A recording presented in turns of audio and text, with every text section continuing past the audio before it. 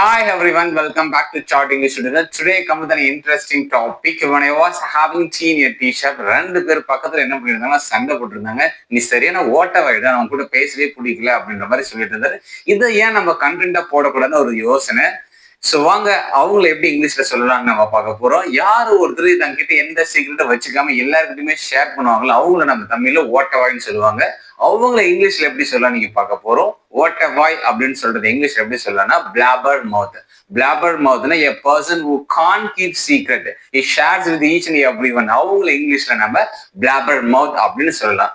For example my friend is a blabber mouth. உங்ககிட்ட எனக்கு பேசவே பிடிக்கலடா, நீ எல்லாமே என்ன பண்ணிடுற மத்த கூட ஷேர் பண்ணிடுற அப்படின்னு சொல்றத இந்த இடியம் வச்சு நீங்க சொல்லலாம். Talk to my hand. Talk to my ஹேண்ட்னா I don't like to talk with you. So உங்ககிட்ட எனக்கு பேச பிடிக்கல அப்படின்ற சுச்சுவேஷன் வந்துச்சுன்னா நீங்க என்ன சொல்லுங்க, டாக் டு மை ஹேண்ட் அப்படின்ற இடியம் யூஸ் பண்ணி சொல்லுங்க. ஸோ இது மாதிரி உங்களுக்கு புது புதுசான வேர்ட்ஸ் தெரிஞ்சுக்கணுமா, இல்ல புது புதுசான இடியம்ஸ் தெரிஞ்சுக்கணும் அப்படின்னா நம்மளோட யூடியூப் சேனலை சப்ஸ்கிரைப் பண்ணுங்க. மறக்காம உங்களுக்கு ஏதாவது டவுட் கமெண்ட் பண்ணுங்க. we will discuss later. Bye.